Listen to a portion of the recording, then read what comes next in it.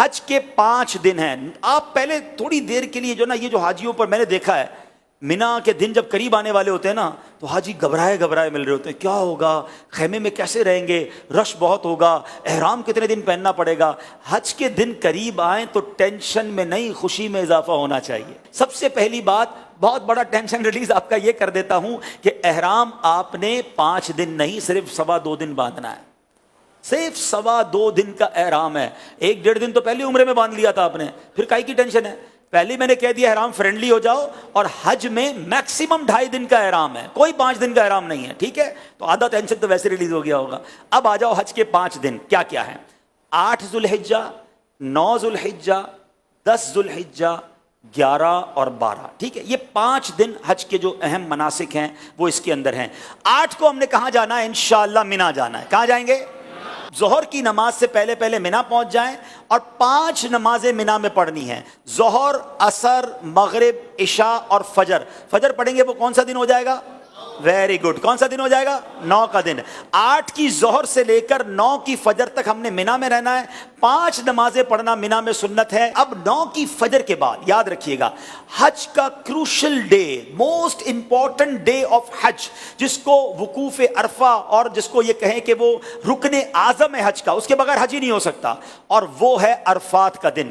اور اب یہ دن آ گیا ہے 9 ذوالحجہ، یہ یوم عرفہ کہلاتا ہے. اب حاجی کو جانا ہے عرفات کے میدان میں. جو 9 ذوالحجہ کا دن ہے وہ پورا دن ہم نے کہاں گزارنا ہے؟ عرفات میں. یہ خاص دن ہے. جیسے ہی ظہر کا وقت شروع ہوگا، سبحان اللہ، ظہر کا وقت شروع ہوا اور جتنے لوگ وہاں پر عرفات میں موجود ہیں احرام کی نیت کے ساتھ، وہ سارے کے سارے حاجی ہو گئے. ہاں، ایک لمحہ بھی کسی نے ظہر کا وقت شروع ہونے کے بعد سے لے کر اگلے دن صبح صادق سے پہلے عرفات میں گزار لیا، وہ حاجی ہو گیا.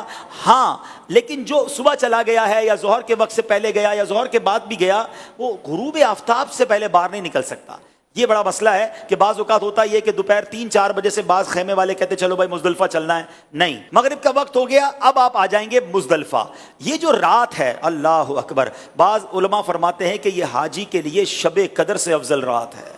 یہ بڑی مبارک رات ہے، دعاؤں کی قبولیت کی رات ہے. پتھریلی زمین پر وہ مزہ آتا ہے جو 5 اسٹار ہوٹل کے بیڈ میں مزہ نہیں آتا. اللہ کی رضا کے لیے لوگ زمین پر پڑے ہوئے ہوتے ہیں. تو بہرحال یہ رات وہاں گزاریں گے. اب آ گیا 10 کی صبح. پاکستان میں 10 تاریخ کو ہم کیا کرتے ہیں؟ قربانی کرتے ہیں نا.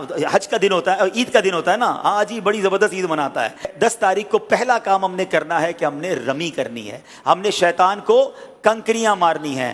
اس کے بعد قربانی کرنی ہے. اس کے بعد حلق کرنا ہے. یہ 3 کاموں کی ترتیب یاد رکھیے گا. پہلے کیا کرنی ہے؟ رمی کرنی ہے. پھر اس کے بعد قربانی کرنی ہے. اس کے بعد حلق کرنا ہے.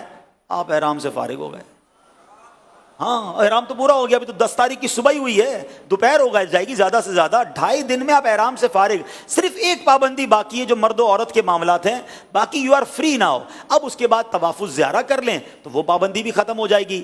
اس کے بعد یعنی یہ 10 کا دن جو ہے، آپ چونکہ تھوڑا بیزی ہوں گے، پہلے آپ رمی کریں گے، پھر قربانی کریں گے، پھر آپ حلق کریں گے، غسل وغیرہ کر کے لباس پہنیں گے. اگر شام کو طواف الزیارہ کرنا ہے تو کر لیں گے، ورنہ اگلے دن کر لیں گے. اب صرف آپ نے 11 اور 12 کا دن گزارنا ہے مینا میں، اور راتیں گزارنی ہے مینا میں، اور رمی کرنی ہے. ایک واجب باقی رہ جائے گا جس کو طواف رخصت کہتے ہیں. وہ جب وطن واپس جانا ہوگا تب آپ کر لیں گے. تو یہ ہے حج، جو یہ 5 دن ہیں. اس میں پہلا دن مینا میں، اگلا دن عرفات میں، اور بقیہ 3 دن بھی مینا میں گزارنے ہیں. یہ آل ٹوگیدر 5 دن بنتے ہیں. اور آخری دن 12 کو عصر کے بعد مغرب سے پہلے آپ مکہ آ سکتے ہیں. تو یوں دیکھا جائے تو یہ 4.5 دن بنتے ہیں اور 4 راتیں ہیں. تو اٹس ناٹ ہیوج ورک. کوئی ٹینشن ڈالیں اپنے ساتھ، آپ ضرورت کا سامان لے جائیں گے اور لوگوں میں تقسیم کرتے رہیں گے تو انشاءاللہ حج میں کوئی ٹینشن اللہ نے چاہا تو نہیں ہوگی. آپ دوسروں کو ٹینشن ریلیز کرنے کا ذہن بنا لیں، انشاءاللہ آپ کی ٹینشن پہلے ہی ختم ہو جائے گی. انشاءاللہ ہم دوسروں کی مددگار بن کر حج کریں گے انشاءاللہ.